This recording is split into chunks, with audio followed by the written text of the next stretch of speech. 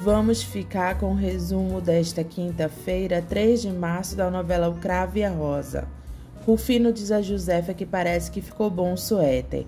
Ela diz que ficou ótimo, ficou lindo. Eu nunca na minha vida fiz o suéter tão bonito. Mas também eu estou exausta. Olha, você vai me trazer uma torta de chocolate. Rufino diz que ele não vai trazer torta nenhuma. Josefa é estranha e pergunta como não e o chama de ingrato, mal agradecido. Rufino diz que hoje é o último dia dela no cativeiro. Josefa fica preocupada e pergunta: o que isso quer dizer? Quer dizer que você vai me jogar no Tietê? Ela diz para ele não fazer isso porque ele vai se arrepender. Você vai me ver a vida inteira mergulhada naquela água gelada, bebendo água. Ele diz que seria a única maneira dela ficar calada, mas vai ser solta. O seu genro vai pagar o resgate. A senhora deve agradecer a ele. Agradecer a ele uma ova. Ora, imagina se eu vou agradecer. Ele não fez mais do que a obrigação dele. Rufino pergunta a Josefa se ele ficou bonito. Ela diz que sim. Petrúquio pede ajuda de Januário no resgate de Dona Josefa, para que a polícia não faça algo de errado. Catarina diz a Petrúquio que ela está com saudades de Bianca e o pai dela. Ela queria ir visitá-los. Petrúquio concorda em ela ir, mas diz que a chave do carro ele não dá. Ela diz: que isso, eu vou até de carroça. Ele estranha a Catarina querer ir de carroça. Ela diz que sim. Ele diz: muito me estranha essa sua boa vontade. Logo você, Catarina Batista, entrando pela cidade de carroça? Você sempre foi cheia de luxos? Ela diz que é muita saudade.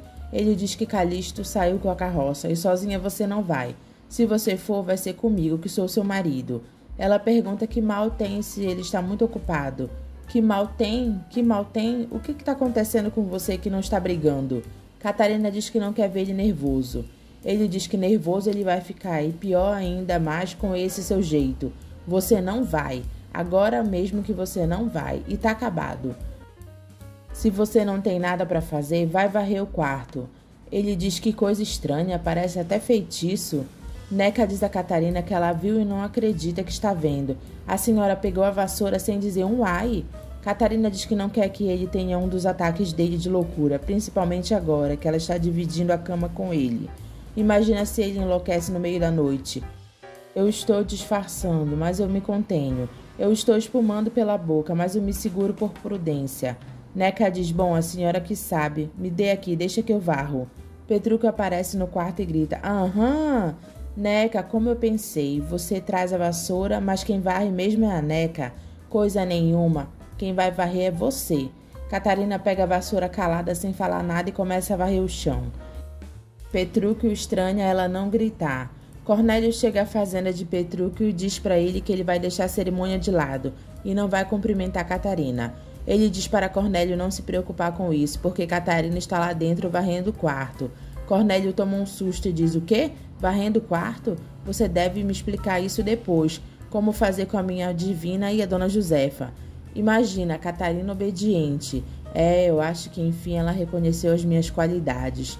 Cornélio diz para Petrúquio que ele precisa despistar a polícia, que está lá fora. Se a polícia pegar os bandidos, eu estou acabado.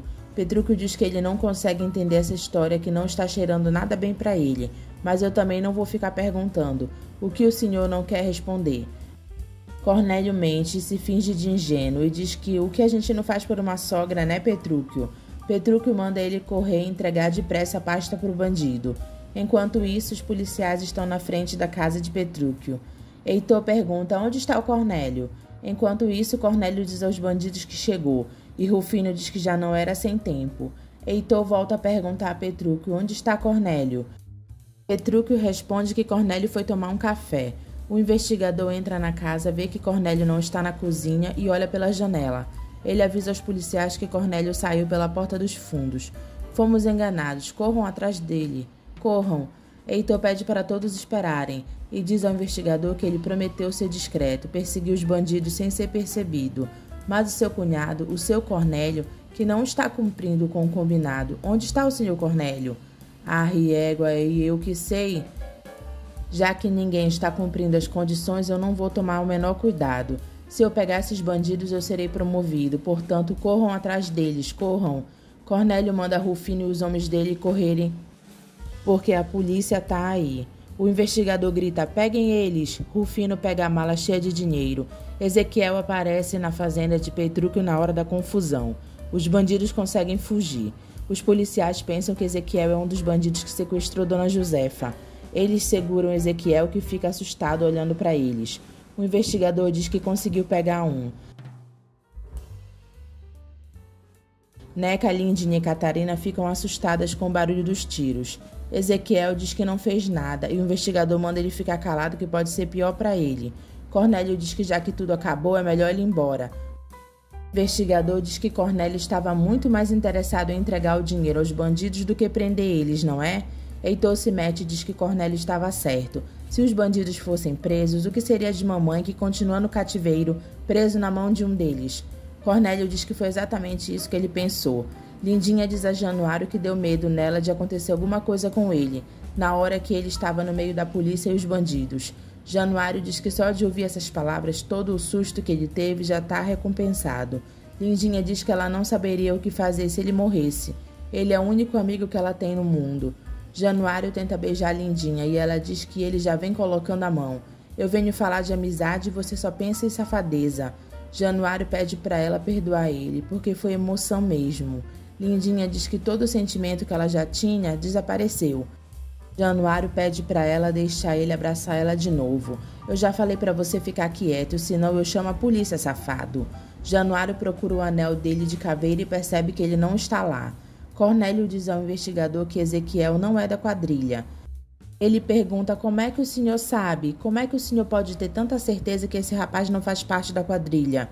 É isso mesmo, Cornélio, como é que você sabe? Eu achei que fosse, né? Ele estava a pé? Ezequiel diz que ele não é mesmo de quadrilha nenhuma. Cornélio pergunta quem é ele. Petrúquio pergunta, então o que você está fazendo aqui? Eu vim saber se é aqui a fazenda do Julião Petrúquio.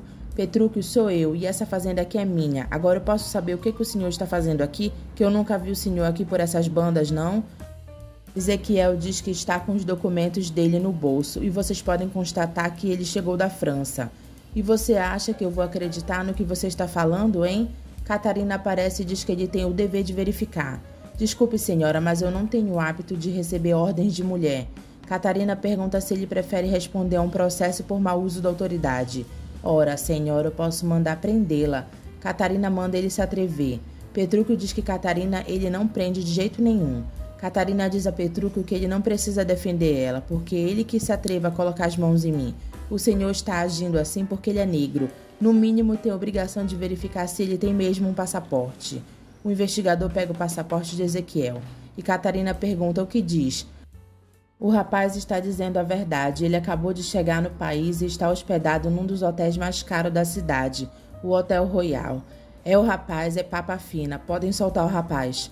Ezequiel é solto. O investigador diz aos policiais que eles vão embora. Petrúquio pergunta o que ele quer lá.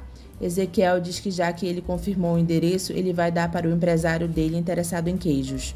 Petrúquio manda ele dar o endereço direitinho da fazenda, porque é lá que se faz o melhor queijo da região. Ezequiel agradece Catarina por ter ajudado ele. Ela diz que se chama Catarina Batista e dá a mão para ele beijar.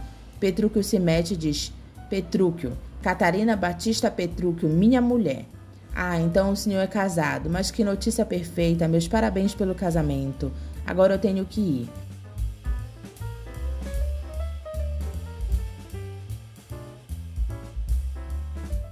Catarina pergunta a Heitor como está Bianca, porque desde quando ela se casou não pôde ir visitá-la. Heitor diz que não sabe porque o pai dela proibiu o namoro de novo. Ué, mas então eu me casei à toa? Petrúquio diz pra ela nunca mais repetir uma coisa dessas. E o seu maridinho aqui não conta? Eu não vou responder, preciso ser discreta com as visitas. Calixto conta para Petrúquio que aconteceu uma tragédia. Um dos tiros acertou uma vaca, a melhor delas. Ah, riégua, Calixto, como é que a gente vai fazer os queijos agora sem leite? Cornélio diz que ele não quer ser o causador disso. Bom, eu trouxe esse dinheiro aqui para uma emergência. Essa é uma emergência, Petrúquio. Compre a vaca. Petrúquio diz, não, tio. Calixto diz, como não, me dê licença, e pega o dinheiro da mão de Cornélio. Josefa diz que ela quer ir no cabeleireiro antes de ser devolvida.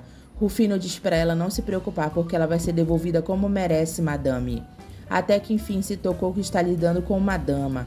Josefa é jogada dentro de um saco na porta da casa de Cornélio.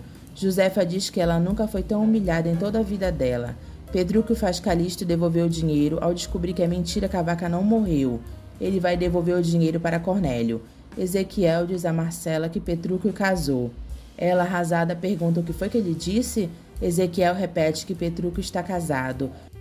Marcela fica decepcionada porque Petrúquio sempre dizia que não ia se casar nunca. Como ele pode ter me feito uma coisa dessas? Ezequiel pergunta se ela vai desistir e eles vão voltar para Paris. Eu desistir? Nunca. Como amiga eu sou ótima, mas como inimiga eu sou melhor ainda.